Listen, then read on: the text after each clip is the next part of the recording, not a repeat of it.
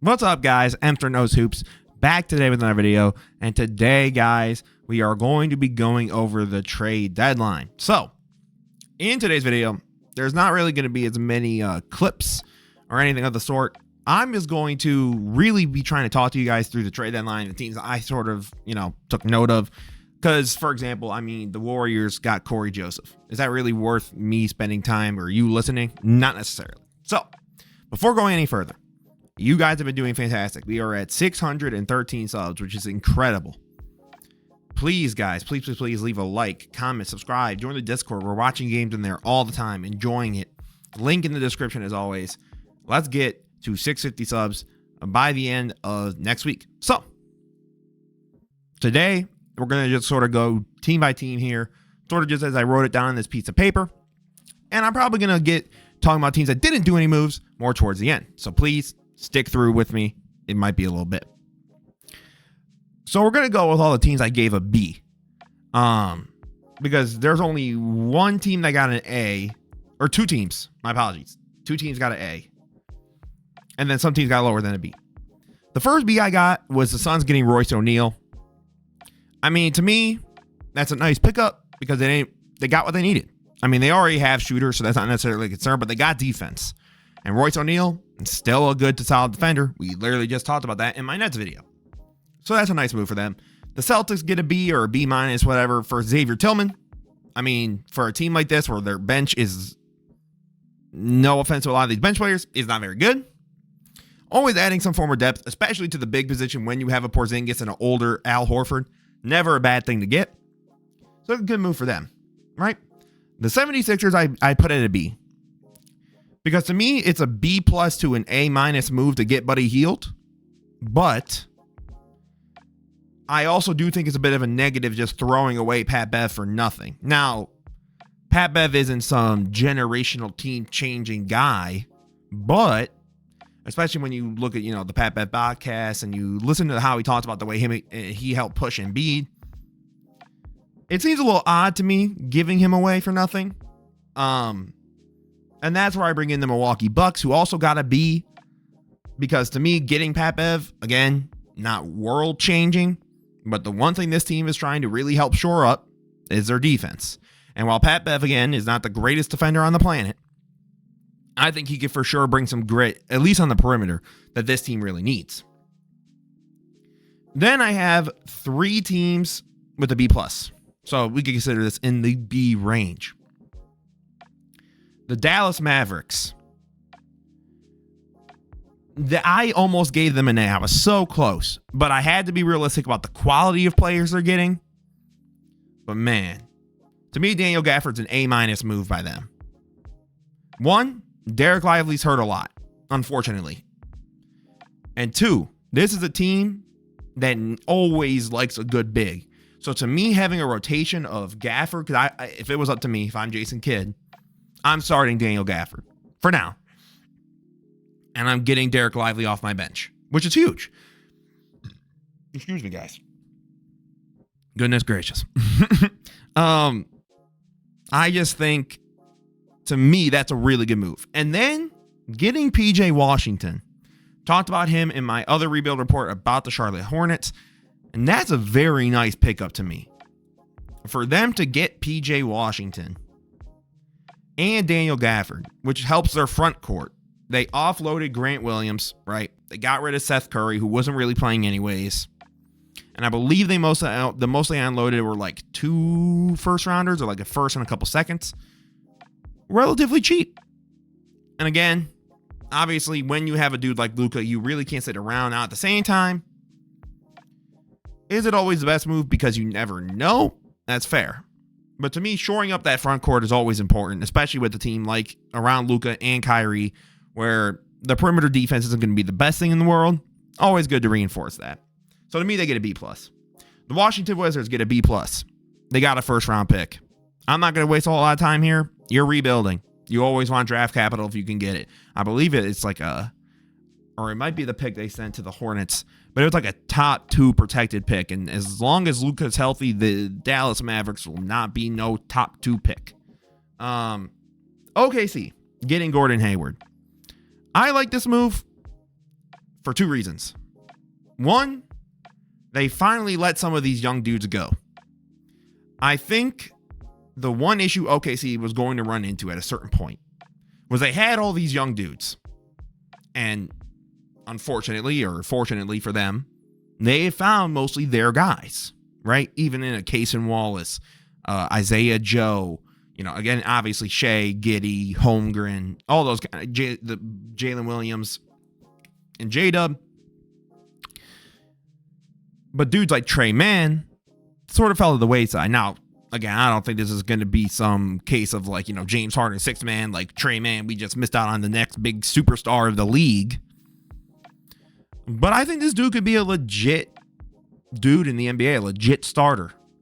So for me to see him go to the Hornets and bare minimum, maybe get a six-man role around that point, I like it. Then at that point, we're going to go down. We're going to go to the next lowest grades are in the D's. Pause. We're going to start with the Nets. The Nets, to me, get a D+ because they got 3 second-rounders in that Royce O'Neal trade. Now, I know what you're thinking. Emster, you just talked about in the rebuild report, you want to get draft capital. We also have to remember what they gave up for certain pieces. They gave up Royce O'Neal for a first-round pick 2 years ago. We have to remember that. They gave up a first pick for Royce O'Neal and got 3 seconds back. Then they get a C+ to a B- because they got Dennis Schroeder. And they got rid of Spencer Dinwiddie. Which, massive upgrade for no reason. Not in terms of like, obviously it makes sense for the Nets. I don't know why the hell the Raptors gave that up. But to me, sitting on Mikal Bridges, foolish. Cam Johnson sitting on him. Maybe it's because the trade values are there. I get it. Ben Simmons for sure is not really tradable. You're telling me dudes like Dorian Finney-Smith aren't tradable? To me, they just could have done more. The Indiana Pacers get a D-. I don't understand what the hell they were doing here. I don't even necessarily have an issue that they got rid of Hield, right? I mean, this dude, aside from Miles Turner, has been talked about getting traded for years.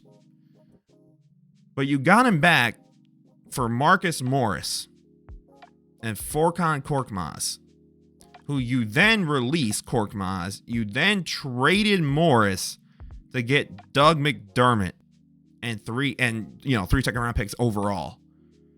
These moves to me are just very, very sporadic, and they just sort of feel like doing trades for the sake of doing trades.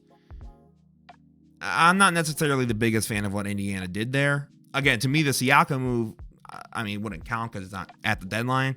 So for me, I'm just not really moved. I don't think it's necessarily a negative in terms of like, oh, this team just got way worse. But you basically gave up Buddy Hield and got Doug McDermott. That's one of the most lateral or like slightly downward moves. Like, I personally don't get the point. Then we're going to the F tier. Okay. This is two teams. The Detroit Pistons.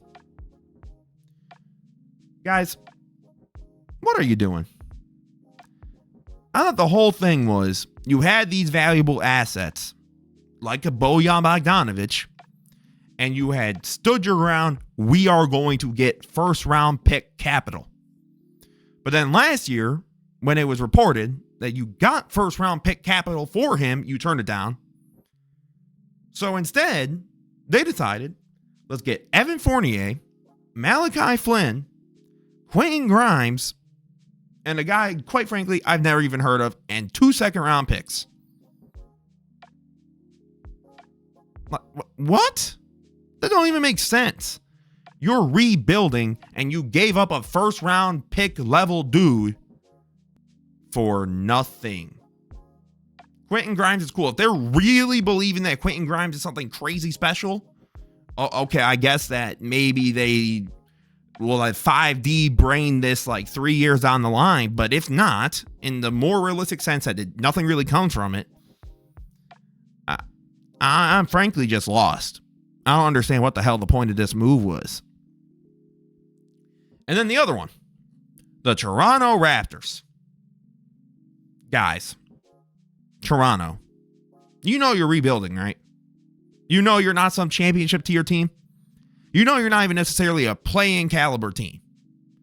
So why in the hell are you giving up a first round pick? Listen, I'm sure I'm going to hear in the comments, but Emster is protected and it's the least valuable of these 4 different teams. Why are you giving up any first round pick?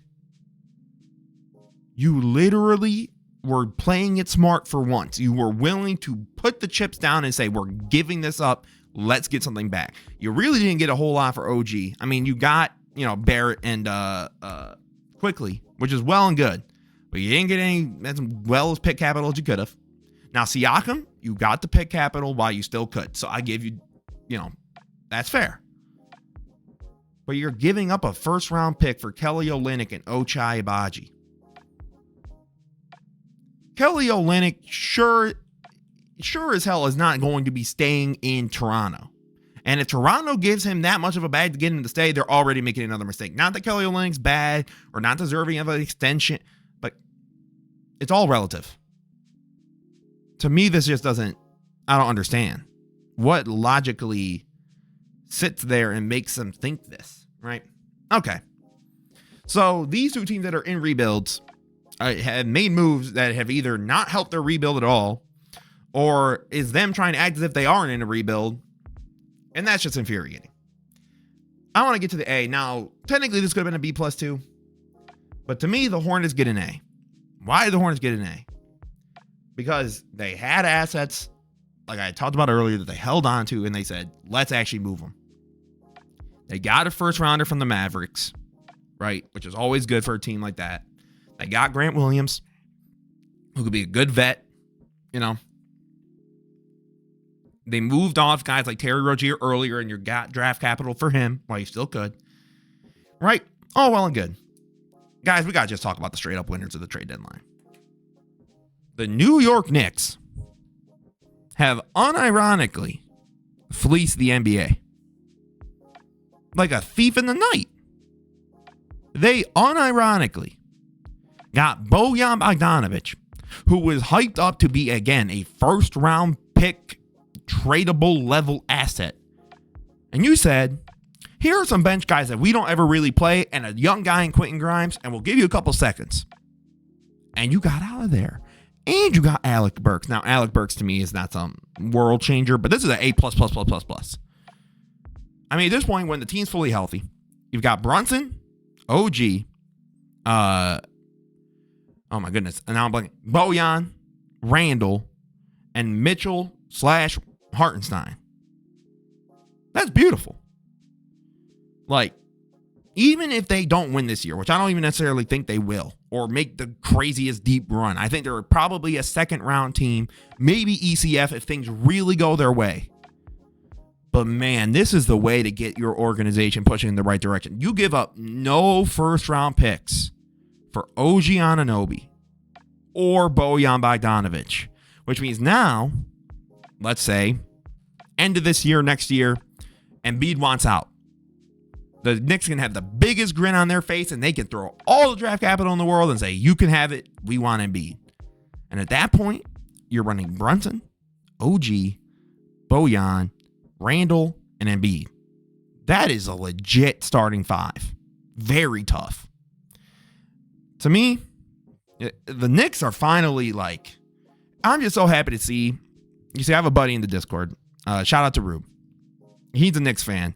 And it's so good to see that he's actually, for once, happy with Knicks management, because any Knicks fan, real Knicks fan, would know their management stink. But Leon Rose, shout out to you, man. You saved the team. Now, I want to talk about the teams that made no moves. And I'm going to say my Chicago Bulls for last. Okay. The first team that did nothing, that I think it's going to hurt them long term, is the Los Angeles Lakers. The only reason I say that is, and I guess you combine them with the Atlanta Hawks, for both of these teams, at this point in their respective season, it is abundantly clear that the current status quo is not going to be a winning formula. Now, the difference with the Lakers versus the Hawks is that It's much easier for you to sit there and convince me, hey, Emster, they got LeBron and AD. They could do a little something. I mean, you're not wrong. But I'm sorry, you ain't going to be able to sit there and convince me. But Trey and DeJounte, wait till they cook up, man, and they're going to run the league. No.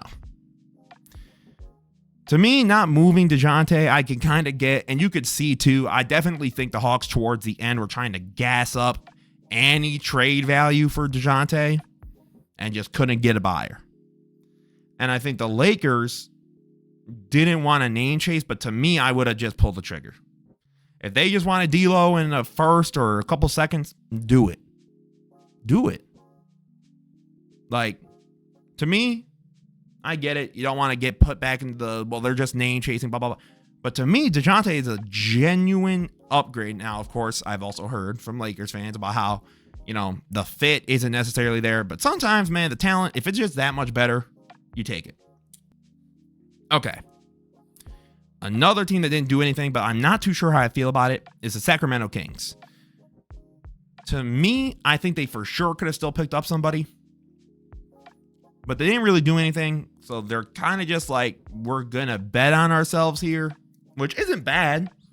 Which I also get, because it's like, okay, even if you pull off a trade, who are you trading? And what a worth. Now, to me, they should have probably tried to get a Kyle Kuzma. That to me is a depending on how you could do it, that would have been a very nice move for the Kings. Okay. And now, buckle up. This is for sure going to probably be my longest video. That's a legit just me talking whatever. Chicago Bulls. You do nothing. I just want to make this abundantly clear. We are mid. The epitome of the word mid. Not good enough to compete for nothing.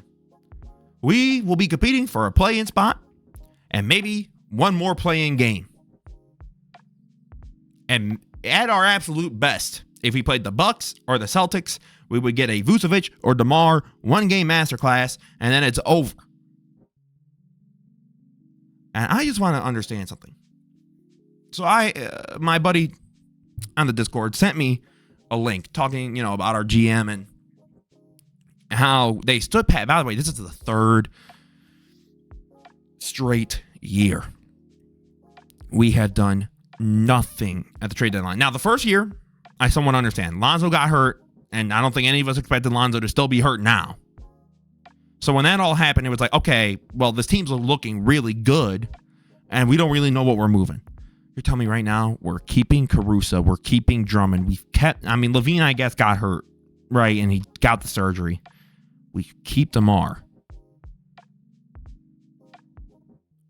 We haven't moved any value. I do not want, listen, what DeMar's done for that 1 year alone in Chicago, respect to him. I don't want to pay you long term till you're 37, dude. Don't. And if you don't, well, then you just let him walk away for free when his value was at its absolute highest it's been since Toronto. And we've done nothing. You see, there's this meme on Twitter, and maybe I'll blow it up later when I go in to edit this. If I don't, my apologies. But it talked about, all the different teams in the East, either really settling into their rebuild, or you're a team like the Magic and the Pacers where you're seeing the rebuild kind of get to where you want it to get, right? Like you're at that point where you're kind of in the playoffs, but you're not like some firm contender, but you also aren't bottom of the lottery, right? And it talks about all these rebuilding teams committing to a rebuild, the championship contender teams all trying to make moves to continue to try and win. And the Chicago Bulls did nothing. Guys, it's infuriating. It's infuriating when you know your team is in a situation where they should blow it up. And management is so fixated on the idea that they can fix the team, that they can get this team to go somewhere far.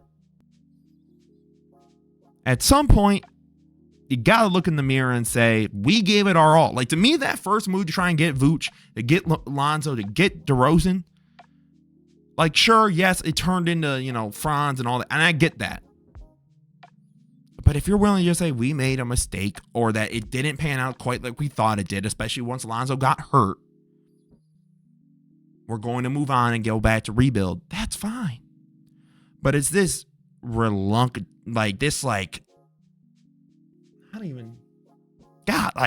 it's just this stubbornness to not acknowledge that they messed up, that it just bothers my soul.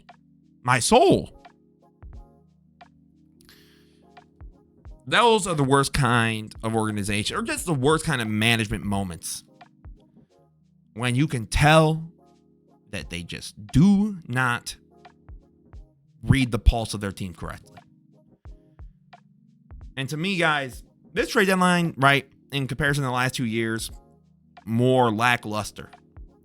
But to me, it showed a couple things. That there are contending teams that are legitimately trying to do what they can with the limited resources they have to try and help their team do the best they could to win a championship. You have some rebuilding teams who finally realized that they could cash in on something. And you have some rebuilding teams that didn't know really what they were doing and decided to either act like they were still trying to do something or just absolutely threw away the value of their players. As always, guys, this is Mr. Knows Hoops. I know this is more informal. I know I've been rambling. I know I've been doing all this. But I want to know what you guys think down below.